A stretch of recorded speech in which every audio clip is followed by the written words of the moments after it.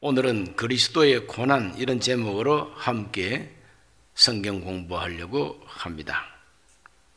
초기 그리스도인들, 그러니까 예수 그리스도께서 부활 성천하신 후에 오순절날 마가 요한 다락방에서 성령이 임하고 그 성령이 임함으로부터 예루살렘 교회가 창립이 되고 또 해외 선교사들이 나가서 선교하게 되고 이렇게 해서 교회가 온 사방에 세워지게 됩니다. 그 사도들이 다 이 세상에서 순교하고 그 사도들의 바로 제자들이 속사도라 해서 그분들이 또 사도들의 신앙을 이어받아서 또 교회 성도들을 가르치고 그분들이 이제 다 이 세상을 떠나고 난 다음에는 교부 시대라고 하는 시대가 왔습니다. 속사도만큼 권위는 없어도 많은 사람에게 존경받는 믿음의 지도자들이 이곳저곳에서 나타나게 됩니다. 그분들이 또 지도를 받아가지고 로마 시대의 그 무서운 박해를 다 이겨내고 기독교가 로마에게 인정을 받고 공인을 받게 되는 AD 313년에 공인을 받게 되고 그 후로 한 12년 만에 니케아라고 하는 곳에서 지금은 터키 서쪽 해안가에 있는 휴양 도시인데 거기에 황제의 별장이 있습니다. 그 황제의 별장도 바로 별궁입니다. 바로 그곳에서 니케아 종교회의라고 해서 많은 종교 지도자들이 모여가지고 신앙생활을 어떻게 할 것인가, 우리가 무엇을 믿을 것인가, 이와 같은 것에 대한 회의를 하게 됩니다. 이제 그곳에서부터 채택된 신앙 고백이 우리가 교회에서 예배 때마다 고백하는 사도신경, 신앙 고백, 이와 같은 사도신경이 형성되게 됐죠. 그것을 지난주까지 쭉 공부를 해왔습니다. 그러면서 경건한 이 성도들이 예수 그리스도께서 부활하신 날을 그냥 보낼 수 없다. 그러므로 예수님이 고난받고 죽으시고 부활하신 바로 그 날을 가만히 날짜 계산을 하면서 우리 예수님 부활하신 날을 지키자. 그건 종교회의에서 결정한 것이 아니라 자연스럽게 성도들의 그 생활 현장에서 예수님이 부활하신 날을 기념하는 부활절을 지키게 되는 것입니다. 고난주간을 지키게 되는 것입니다. 그래서 정식으로 공식적으로 부활절도 이제 정하게 되는 것이고 또 성탄절도 정하게 되는 것이고 이렇게 절기가 이제 생겨나게 됩니다. 그럴 때 많은 경건한 믿음의 사람들이 부활절을 앞두고 우리가 어떠한 태도로 신앙생활을 하면서 부활절을 기다려야 마땅한가, 이걸 생각하면서 예수님이 우리를 위해서 고난받으신 거룩한 고난주간이 다가오고 점점 다가올 때에 우리가 어떤 태도로 신앙생활을 해야 되겠느냐, 함부로 행동하지 말고 좀 더 경건하고 좀 더 우리가 예수 그리스도의 고난을 생각하면서 감사하고 또 예수님의 그 고난 받으심으로 말미암아 주신 은혜를 감사하면서 우리도 우리 이웃에게 사랑을 나누어 주는 것이 마땅하지 않겠느냐. 그래서 금식 기도를 많이 하고 금욕적인 생활을 많이 합니다. 그리고 이웃에게 구제하고 나누어 주는 생활을 하게 됩니다.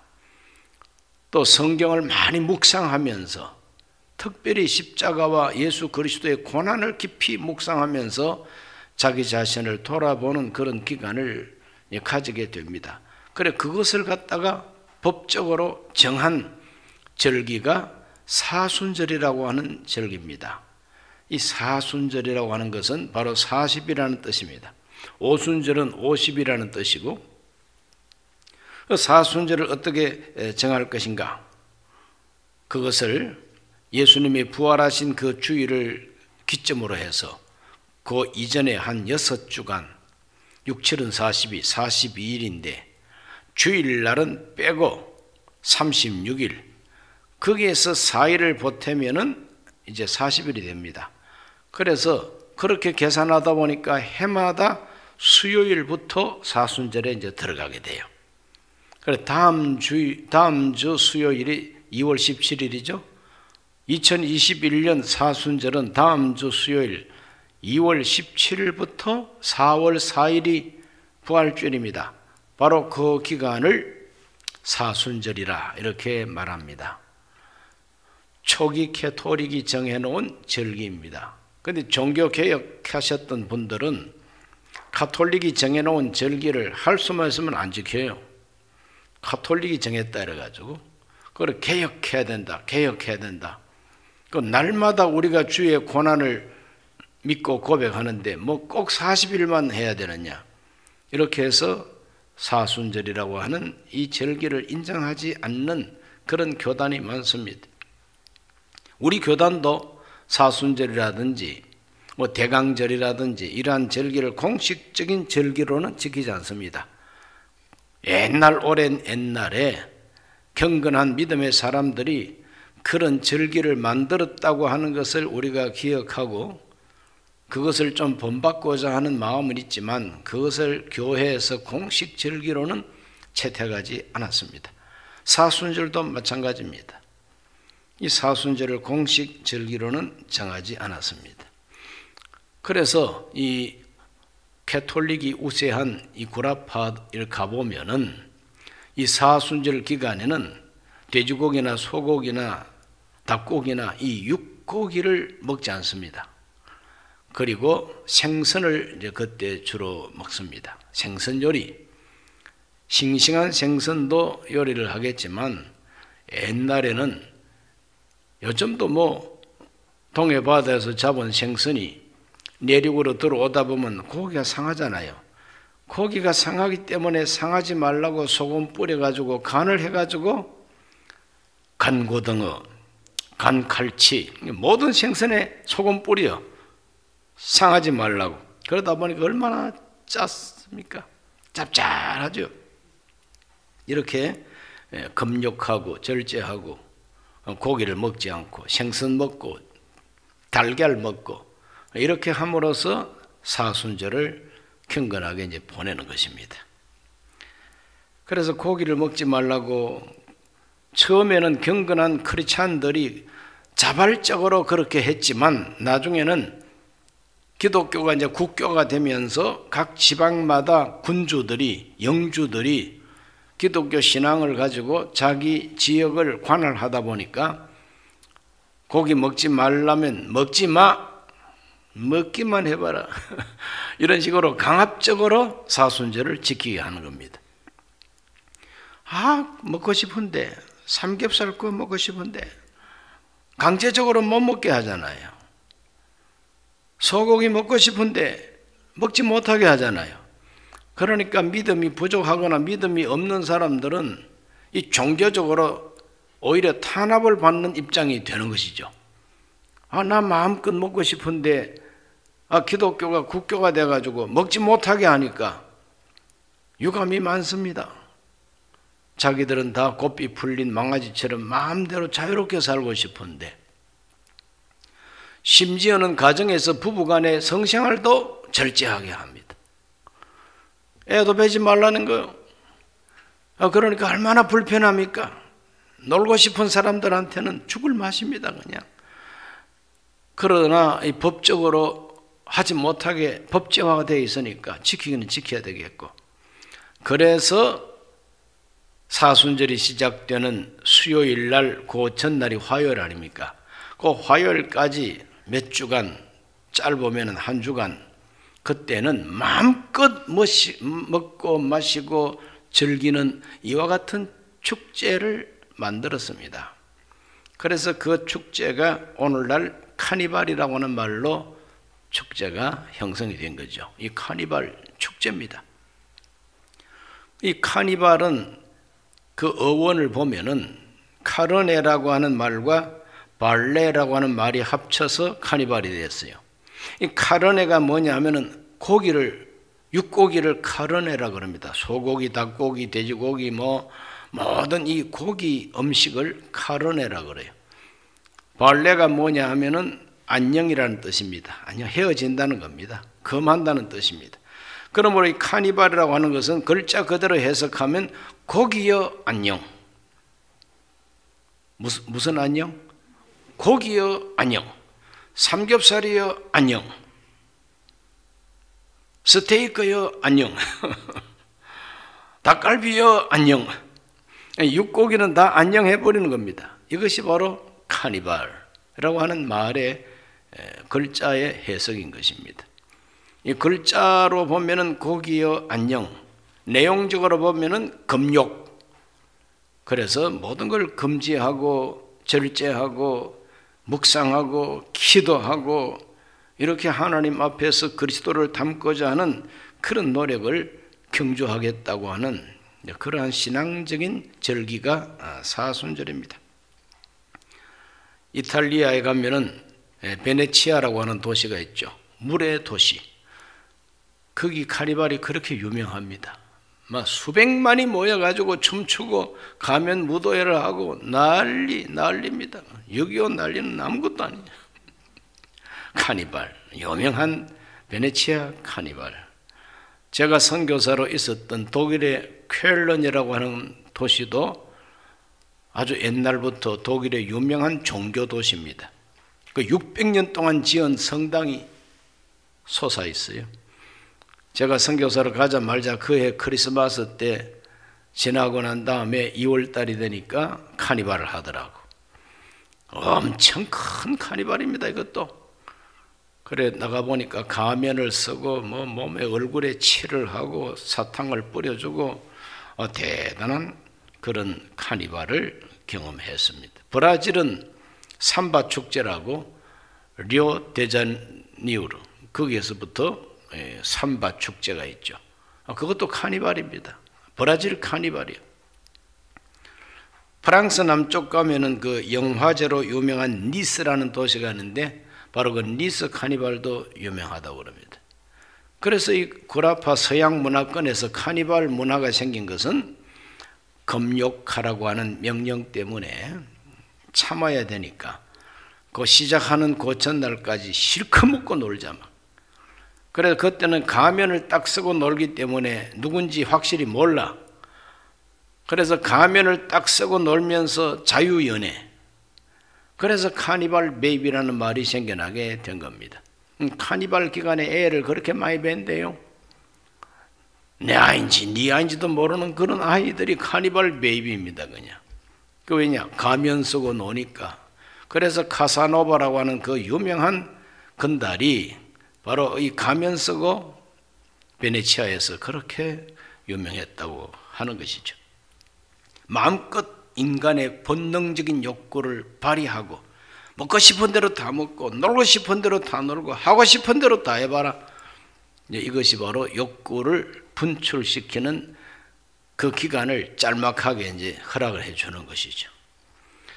오늘 우리는 카니발의 사람이 되어서는 안 되겠고 예수 그리스도의 고난을 깊이 묵상하면서 주님을 닮아가는 사순절의 크리스찬이 되어야 될 줄로 믿습니다.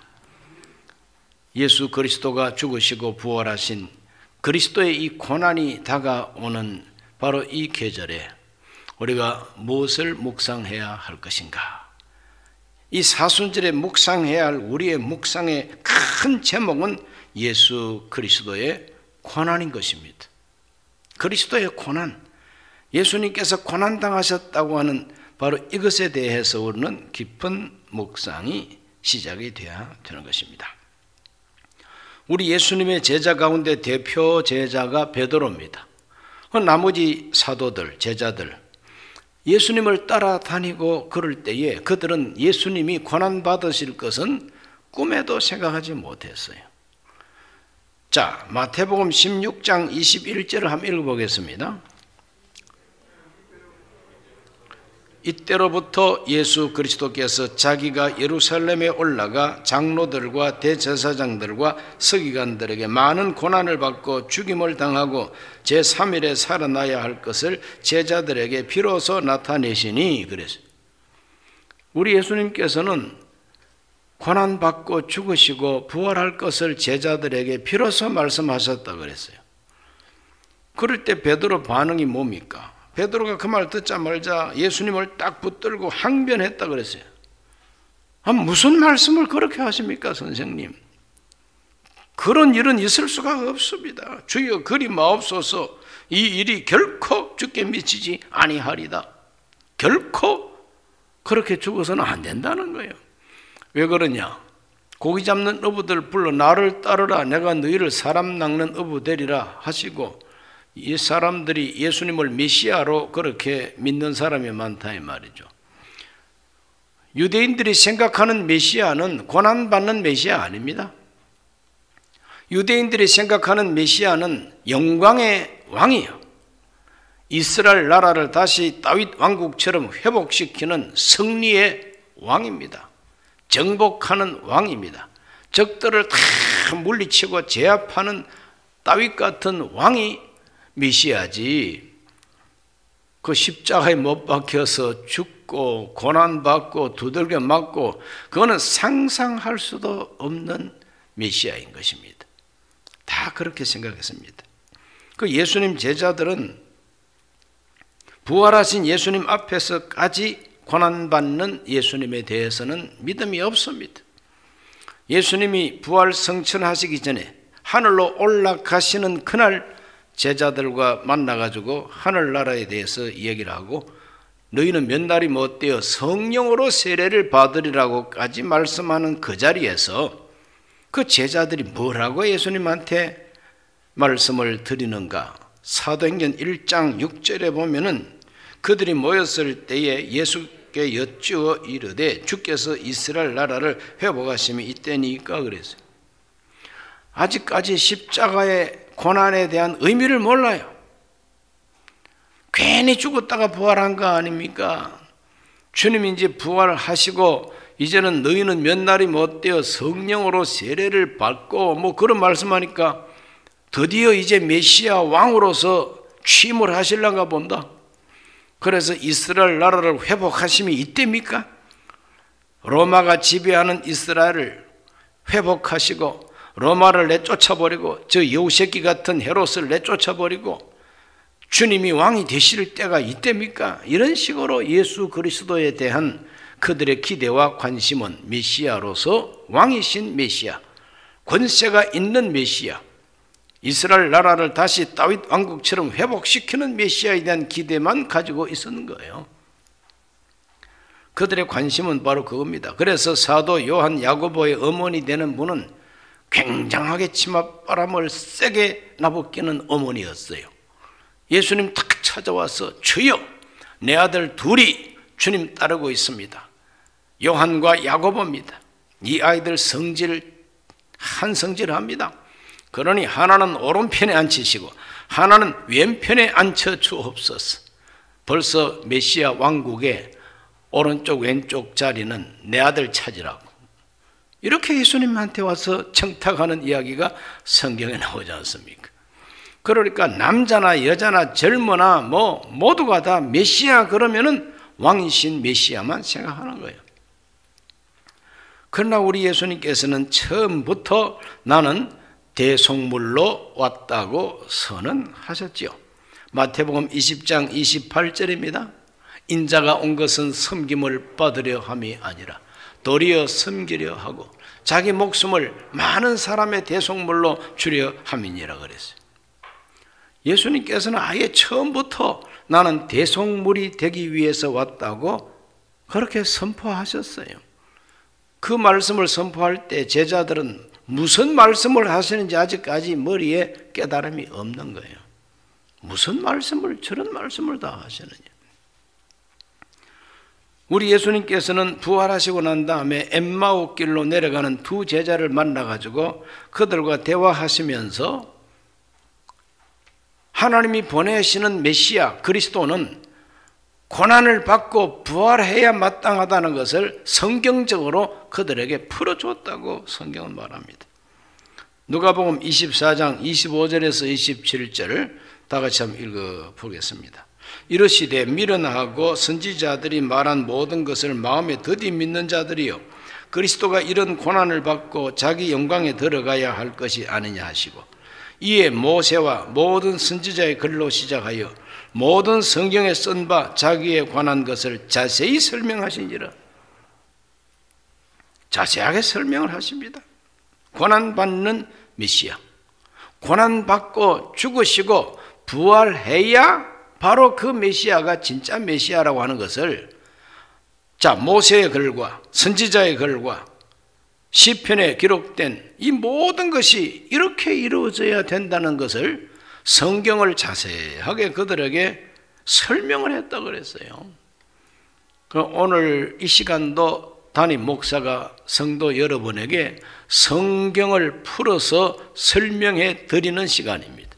그래서 매주 수요일은 성경을 풀어서 자세하게 좀 알기 위해서 공부하는 성경 공부의 날이 수요일입니다. 그래서 주일날 설교하는 것보다 좀 길어요. 공부는 좀 길게 해야 공부가 되지. 공부를 너무 짤막하게 하면은 지식도 짤막하게 들어갈 수밖에 없어요. 그래 공부는 좀 길게 한다는 것을 알고 수요일날 성경 공부는 좀 길다고 하는 걸 인정하시기를 바랍니다. 그래서 우리 예수님께서는 자세하게 성경을 풀어서 설명까지 해 주셨으니, 그러니까 우리 예수님은 처음부터 고난받는 메시아를 제자들에게 선포하시고 가르쳐 주기까지 하셨습니다. 그렇다면 우리 예수님께서 말씀하신 고난, 메시아의 고난, 그리스도의 고난은 어떠한 고난이었느냐? 첫째로 대신하는 고난이라고 성경은 말합니다. 대신하는 고난. 예수님의 고난은 사서하는 고난이 아닙니다. 예수님이 받으신 그 고난은 예수님이 뭘 부족해서 받으신 고난이 아니고 시대를 잘못 만나가지고 억울하게 당한 고난이 아닙니다. 못된 지도자를 만나가지고 애매하게 고난받는 고난이 아닙니다. 예수님이 당하신 고난은 예수님 스스로의 죄나 잘못 때문이 아니고 남의 죄와 남의 잘못 때문에 대신해서 받는 고난이 예수님의 고난인 것입니다. 율법을 읽어보면 하나님께서 그 율법 속에 제사법을 만들어서 계시해 주셨어요. 너희들은 이런 방식으로 제사를 나한테 드려라. 그러면 내가 너희 제사를 받고 죄를 용서하고 너희들에게 은혜를 베풀어 준다. 이것이 바로 제사법인 것입니다. 그 제사법에 보면은 죄는 사람이 지었는데 죽기는 누가 죽어요? 어린 양이 죽든지 염소가 죽든지 송아지가 죽든지 황소가 죽든지 간에 죄는 사람이 짓고 잘못은 사람이 했는데 그 사람 대신해서 죽는 제물이 있어요. 그 제물이 바로 동물입니다. 반드시. 그래서 양이 죽고 염소가 죽고 황소가 죽고 송아지가 죽습니다. 그래서 죽고 피 흘려서 껍질을 벗기고 각을 뜨고 불태우고 이렇게 하는 것이죠. 그러니까 우리 하나님이 가르쳐 주시는 용서받는 길은 제사법으로 용서를 받는데 그 제사는 사람 대신해서 죽는 제물이 있음을 벌써 가르쳐 주셨죠. 그와 같은 하나님의 거룩한 뜻을 따라서 장차 오실 메시아는 우리의 죄를 대속할 어린 양처럼 오신다는 것을 선지자가 예언을 하게 됩니다. 그 대표적인 선지자가 이사야서 53장 6절 말씀, 우리는 다 양 같아서 그릇 행하여 각기 제 길로 갔거늘 야훼께서는 우리 모두의 죄악을 그에게 담당시키셨다. 우리의 모든 죄를 그리스도에게 담당시키셨다는 거예요. 이 담당했다는 것이 바로 대신해서 책임을 졌다는 뜻입니다. 담당했다. 이 담당이라는 말이 참 중요합니다. 담당했다. 내가 갚아야 할 빚을 다른 사람이 담당했다 그러면 다 갚은 거예요. 내가 받아야 할 형벌을 다른 사람이 대신 담당했다 그러면 나한테는 더 이상 형벌이 없는 거죠. 그러므로 예수 그리스도의 고난은 대신 받으신 고난이다. 이사야 53장 11절에도 말합니다. 그가 자기 영혼에 수고한 것을 보고 만족하게 여길 것이라. 나의 의로운 종이 자기 지식으로 많은 사람을 어렵게 하며 또 그들의 죄악을 친히 담당하리로다. 그랬어요. 장차 올 메시아에 대해서 예언하고 있는 겁니다. 우리의 모든 죄를 친히 담당하신 예수님. 예수님의 권한은 담당하신 권한이에요. 대신해서 담당하신 권한이 예수의 권한입니다. 신약 성경 베드로전서 1장 18절로 19절에다가 읽어봅니다. 너희가 알거니와 너희 조상이 물려준 헛된 행실에서 대속함을 받은 것은 은이나 금같이 없어질 것으로 된 것이 아니요 오직 흠없고 점없는 어린 양 같은 그리스도의 보배로운 피로 된 것이니라. 참 유명한 말씀입니다. 베드로가 이 진리를 언제 깨달았을까요? 베드로가 이 진리를 깨닫기 전에는 예수님을 가로막으면서 주여 그리 마옵소서, 죽긴 왜 죽습니까? 그런 일은 선생님께 일어날 수가 없습니다. 이라고 가로막았던 그 베드로가 이제 와가지고는 뭐라고 말합니까? 모든 헛된 행실에서 대속함을 받은 것은, 대속함이 뭡니까? 대속함은 대신해서 갚았다는 뜻이 대속입니다. 대신 갚는 것을 대속이라 그래요. 우리 모든 허물과 죄와 헛된 행실에서 대속함을 받은 것은 금과 은 가지고 대속한 것이 아니라는 거예요. 금과 은으로 대속한 것이 아니라 흠없고 점없는 어린 양 같은 그리스도의 보배로운 피로 대속했다는 거예요. 그러니 저와 여러분을 대속하신 우리 예수님의 그 대속물은 금과 은이 아닙니다. 우리들은 그리스도의 보배로운 피로 대속받은 사람들입니다. 그만큼 예수님의 고난은 대속하신 고난입니다. 주의 은혜로 대속하여서 피와 같이 붉은 죄 눈같이 희리라. 우리의 그 정말 검고 짙은 피와 같이 짙은 그 죄를, 주홍같이 붉은 그 죄를 양털같이 희게 하는 것은 어린 양 예수님의 보배로운 피로 대속했기 때문이다. 베드로전서 3장 18절은 뭐라고 말하는지 읽어보겠습니다. 그리스도께서도 단번에 죄를 위하여 죽으사 의인으로서 불의한 자를 대신하셨으니 이는 우리를 하나님 앞으로 인도하려 하심이라. 육체로는 죽임을 당하시고 영으로는 살리심을 받으셨으니 이렇게 말합니다. 우리 예수님의 그 죽으심은 대신 죽으심이라는 겁니다. 의인으로서 죄 많은 불의한 우리를 대신해서 죽은 죽음이 예수 죽음이라는 것이죠. 그러므로 우리가 이 사순절을 맞이하면서 그리스도의 고난을 묵상할 때 예수님의 고난은 헛된 고생이 아니고 시대를 잘못 만난 고생이 아니고 악바리 같은 헤롯이나 못된 로마 제국을 만났기 때문에 받은 고난이 아니라 나 같은 죄인을 대신하신 고난이다. 나를 건져내기 위해서, 나를 구원하기 위해서 주님이 대신 받은 고난이 예수의 고난이라는 겁니다. 그것을 우리는 다시 한번 생각하고 그 은혜를 더 깊이 깨달아야 할 것입니다. 갈라디아 1장 4절도 그걸 말합니다. 그리스도께서 하나님 곧 우리 아버지 뜻을 따라 이 악한 세대에서 우리를 건지시려고 우리 죄를 대속하기 위하여 자기 몸을 주셨으니 그랬습니다. 우리를 대속하기 위하여 자기 몸을 주었다. 우리 죄를 대속하기 위하여. 다른 것을 대속하는 게 아니라 내가 뭐 누구한테 1,000만 원 빚진 거 대속한 게 아니에요. 억만금을 주어도 갚을 수 없는 죄가 있는데 우리의 죄를 대속하기 위하여 자기 몸을 주셨다는 거예요. 자기 몸을 내주셨다. 우리 예수님은 내 죄 때문에 고난을 받으셨다. 내 죄를 대속하기 위하여, 대신 갚기 위하여 고난받았다.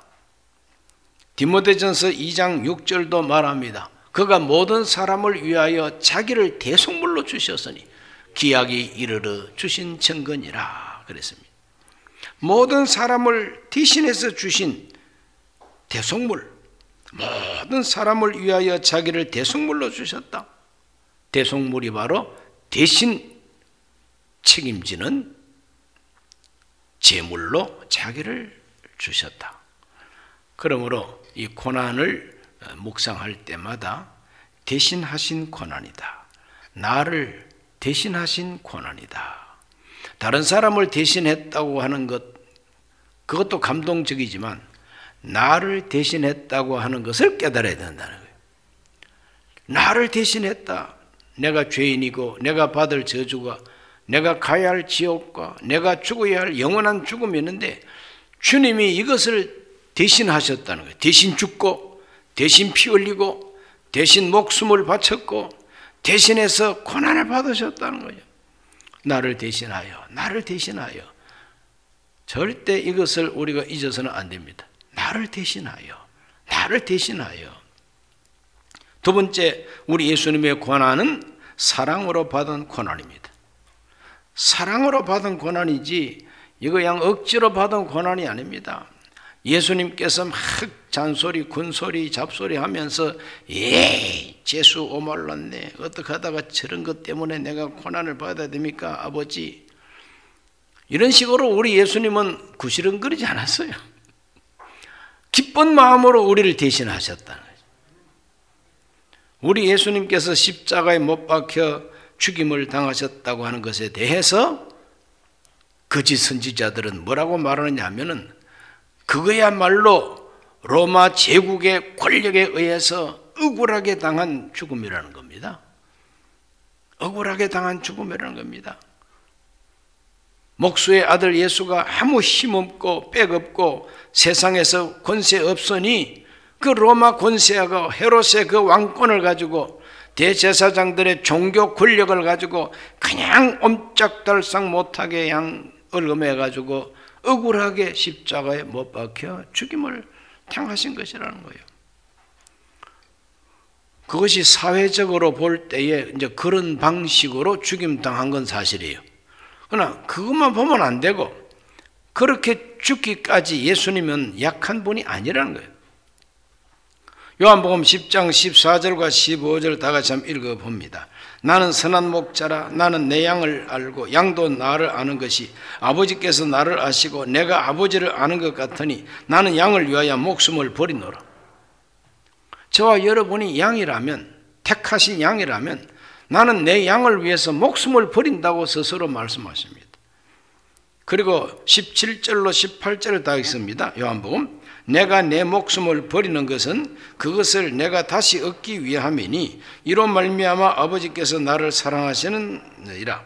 이를 내게서 빼앗는 자가 있는 것이 아니라 내가 스스로 버리노라. 나는 버릴 권세도 있고 다시 얻을 권세도 있으니 이 계명은 내 아버지에게서 받아오너라. 분명히 말씀했어요. 로마 황제 권력이 내 목숨을 빼앗아가는 게 아니라는 거예요. 헤롯의 왕권이 내 목숨을 빼앗아가는 게 아니요. 제사장이나 서기관들이 종교 권력을 가지고 내 목숨을 빼앗아가는 게 아니라 로마 군병들이 너무 근육질이라서 나를 붙들고 십자가에 못 박아버린 그런 억울한 죽음이 아니라는 겁니다. 나는 스스로 내 목숨을 버린다 그랬어요. 나는 스스로 내 목숨을 버린다. 예수님께서 전능하신 하나님의 아들이기 때문에 로마 권세가 문제입니까? 뭐 종교 권력이 문제입니까? 예수님께서 안 죽으려면은 그 눈 깜짝할 사이에 다 전멸시킬 수가 있어요. 너 저리 가. 야, 너 까부르 자식. 꿇어. 얼마든지 우리 예수님께서는 로마 권력이고 뭐 황제의 권력이고 왕의 권력이고 종교 권력이고 아무것도 아닙니다. 예수님 앞에서. 그런데 왜 그렇게 힘없이 십자가에 못 박혀서 그 비참한 죽음을 왜 당하셨느냐 이거죠. 그건 분명히 말합니다. 나는 스스로 버린다 그랬어요. 왜? 내 양을 사랑하기 때문에. 내 양을 사랑하기 때문에 난 스스로 버린다 그럽니다. 로마서 5장 8절에 분명히 말합니다. 우리가 아직 죄인 되었을 때 그리스도께서 우리를 위하여 죽으심으로 하나님께서 우리에 대한 자기 사랑을 확정하셨느니라. 죽음으로 사랑을 확정했다는 거죠. 로마서 5장 10절 말씀도 한번 읽어봅니다. 곧 우리가 원수 되었을 때 그의 아들의 죽으심으로 말미암아 하나님과 화목하게 되었은즉 화목하게 된 자로서는 더욱 그의 살아나심으로 말미암아 구원을 받을 것이니라. 우리가 아직까지도 죄인인데, 우리가 아직까지도 하나님과 원수인데, 그 원수된 우리 죄인, 죄에 대해서, 의에 대해서 너무나도 연약한 우리가 아직까지 원수되었을 때에 그리스도께서 죽으심으로, 대신해서 죽으심으로 우리의 죄를 속량 없이 함으로써 사랑을 확정해 주셨다. 이게 바울의 그리스도 고난에 대한 신학입니다. 오늘 우리 모두가 다 이 고난을 묵상해야 되는 이 사순절에, 야, 정말 우리 하나님이 그렇게 우리를 사랑하셨구나. 사랑 때문에 고난 받으셨구나. 고난 안 받으려면 얼마든지 안 받죠. 고난 당하지 않으려면 하늘에서 미쳤다고 세상에 옵니까? 안 그래요? 우리 예수님께서는 저와 여러분을 구원하기 위하여 이 불편하고 불편한 인간 세상에 오셨어요. 그리스도의 고난은 사랑 때문에 받는 고난이에요. 요한복음 15장 13절에 사람이 친구를 위하여 자기 목숨을 버리면 이보다 더 큰 사랑이 없다고 그랬어요. 그러므로 이보다 더 큰 사랑 없어요. 예수 그리스도의 사랑보다 더 큰 사랑은 여기 없습니다. 부처님이 우리 위해서 목숨 버렸습니까? 공자가, 석가모니, 그리고 소크라테스가 우리를 위해서 목숨 버렸습니까? 누가 우리를 위해서 목숨 버립니까? 오직 예수. 주님은 우리를 위해서 목숨을 버리는 고난을 당하셨다. 세 번째로 예수 그리스도의 고난은 본을 보이신 고난이다. 우리에게 본을 보여주신 고난이 예수의 고난이요. 베드로전서 2장 21절을 다 같이 읽습니다. 이를 위하여 너희가 부르심을 받았으니 그리스도도 너희를 위하여 고난을 받으사 너희에게 본을 끼쳐 그 자취를 따라오게 하려 하셨느니라. 그리스도께서 고난을 받으신 것은 우리로 하여금 그 자취를 따라오라고 본을 보여주셨다. 그러므로 그리스도의 고난은 본을 보이신 고난이라. 그 자취를 따라오라고 본을 보여주신 고난이다. 예수님께서 나를 오라 하시는 길은 십자가를 지고 나를 따르라 하는 제자의 길이다. 그리고 베드로전서 2장 22절로 24절에 고난받는 예수님의 모습을 어떻게 묘사하고 있습니까?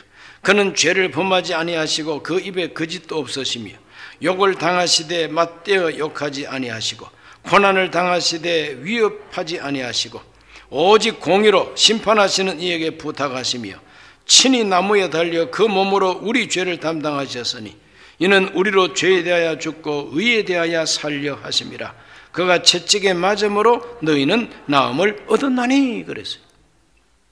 우리에게 본을 보이신 예수님, 어떤 본을 보입니까?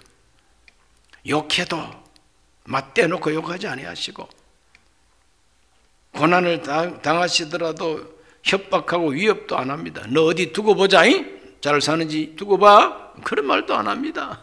우리 예수님께서는 이와 같이 고난을 받아도 위협하지 아니하시고 욕을 당하여도 맞대놓고 욕도 하지 아니하시고 오직 하나님께 심판을 다 맡기시고 하나님께 심판을 다 맡기시고 친히 나무에 달려 그 몸으로 우리의 죄를 담당하셨다 이렇게 말하고 있습니다. 우리 예수님께서는 참 감정이 그냥 튼튼하신 분이에요. 어떻게 튼튼했느냐?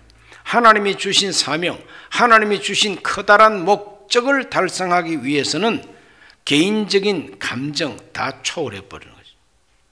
욕을 해도 맞대놓고 욕하지 아니하고 고난을 당해도 위협하지 아니하시고 신경질도 안 내시고 그저 하나님 주신 사명을 묵묵하게 감당하시는 거예요. 그런 태도가 고난을 받는 태도라. 예수님이 고난 받으신 모범이 바로 그거다.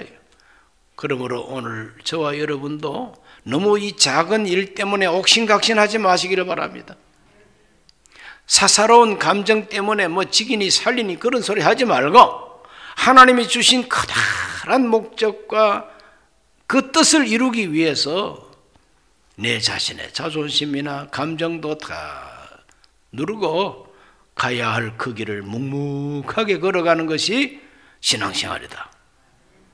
그것이 바로 그리스도의 고난을 본받고 그가 가신 자취를 따라가는 신앙생활이다. 이런 것에 대한 깨달음이 있으시기를 주의 이름으로 축원합니다. 우리에게 여러 가지 불시험이 있지만 그 불시험까지 우리들은 달게 받아야 된다고 베드로가 가르칩니다. 베드로전서 4장 12절로 13절입니다. 사랑하는 자들아, 너희를 연단하려고 오는 불시험을 이상한 일 당하는 것 같이 이상히 여기지 말고 오히려 너희가 그리스도의 고난에 참여하는 것으로 즐거워하라. 이는 그의 영광을 나타내실 때에 너희로 즐거워하고 기뻐하게 하려 함이라. 그리스도를 위한 고난입니다. 이게 바로 그리스도의 고난이에요. 그리스도의 고난은 바로 하나님의 뜻을 이루기 위한 고난이죠. 사랑하기 때문에 희생하는 고난이 그리스도의 고난입니다. 그러므로 그리스도의 고난을 본받는 우리 입장에서 하나님의 뜻을 이루기 위하여 주님이 그런 고난을 받았으니 나도 하나님의 뜻을 위해서는 고난 받아야 되겠다. 복음 전도를 위해서 내가 고난 받아야 되겠다. 주께서 세우시는 몸된 교회를 위해서 내가 좀 희생하고 고난 받아야 되겠다. 그걸 감수하고 그걸 기쁘게 여기고 이상하게 생각하지 말고 오히려 즐거워하는 마음으로 그 고난을 달게 받으면은 이게 그리스도가 나타나실 때에 그에게 큰 즐거움과 기쁨이 주어진다는 거예요. 하나님이 갚아주시고 상 주신다는 그런 의미가 되겠습니다. 그리스도인으로서 받는 또 고난은 무엇이냐? 베드로전서 4장 14절에서 16절입니다. 너희가 그리스도의 이름으로 치욕을 당하면 복 있는 자로다. 영광의 영 곧 하나님의 영이 너희 위에 계심이라. 너희 중에 누구든지 살인이나 도둑질이나 악행이나 남의 일을 간섭하는 자로 고난을 받지 말려니와 만일 그리스도인으로 고난을 받으면 부끄러워하지 말고 도리어 그 이름으로 하나님께 영광을 돌리라 그랬습니다. 이해가 되십니까? 누구든지 살인이나 도둑질이나 악행이나 남의 일 간섭하고 사기치고 거짓말하고 그러다가 뺨 맞고 그러다가 그냥 감옥에 가고 그건 십자가 아닙니다. 십자가는 십자가인데 당연히 자기가 감당해야 할 십자가죠. 잘못했으니까 당해야지 뭐. 그런 파렴치, 그런 사회적인 비윤리적인 비도덕적인 행실로 고난받는 것은 그리스도를 위한 고난이 아니라는 겁니다. 그건 그리스도인의 고난이 아니라는 거예요. 그거는 잘못된 육신의 사람이 당하는 보응이요, 징계라는 겁니다.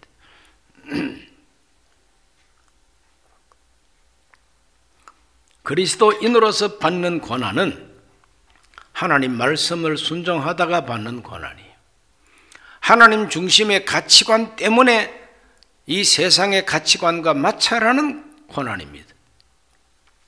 내가 하나님께서 주신 사명을 감당하는 길목에서 그 사명을 가로막는 세력과 부딪힘으로 내가 받는 희생과 고난, 이게 바로 그리스도인으로서 받는 고난인 것입니다. 베드로전서 4장 19절을 다 같이 읽습니다. 그러므로 하나님의 뜻대로 고난을 받는 자들은 또한 선을 행하는 가운데 그 영혼을 미쁘신 창조주께 의탁할지어다. 하나님의 뜻대로 받는 고난이 있습니다.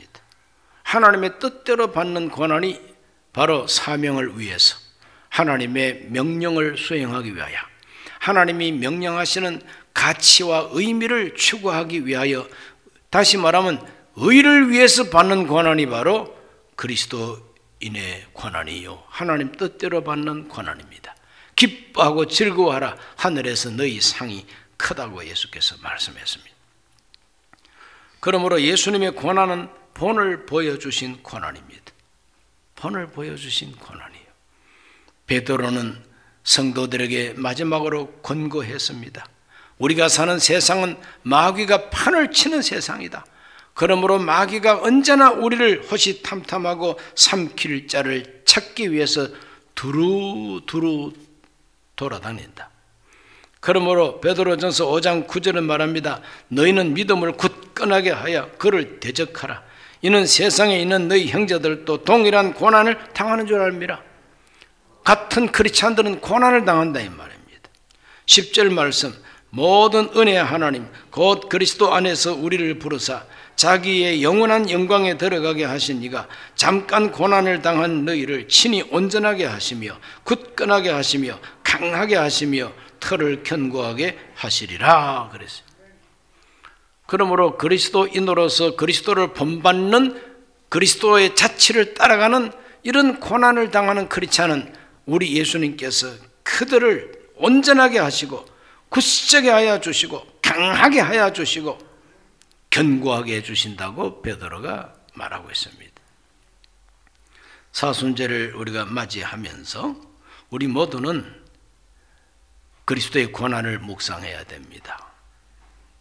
우리 예수님을 가로막고 그리하지 마옵소서 했다가 사탄아 내 뒤로 물러가라. 너는 사람의 일을 생각하고 하나님의 일을 생각하지 아니하는도다 그랬어요. 그렇게 심한 꾸중을 받았던 이 베드로가 변화돼 가지고 예수 그리스도의 고난을 찬양하고 예수 그리스도의 그 보배로운 피가 우리를 모든 죄에서 대속했다고 찬양하고 전도하고 있는 것이죠.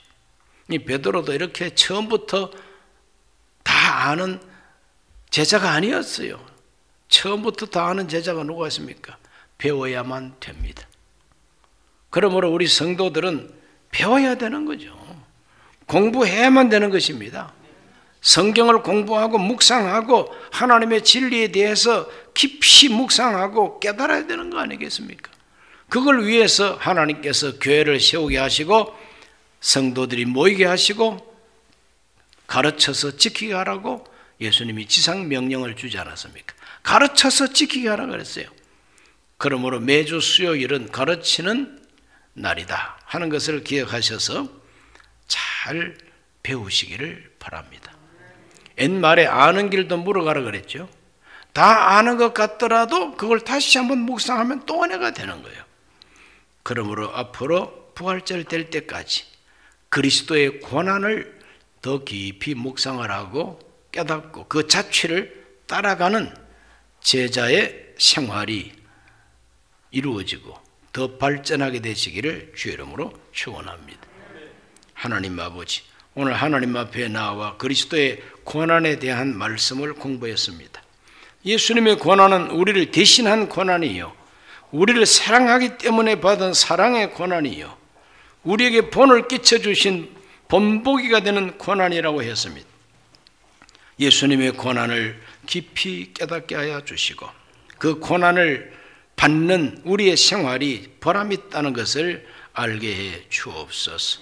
예수님 이름으로 기도하옵나이다. 아멘.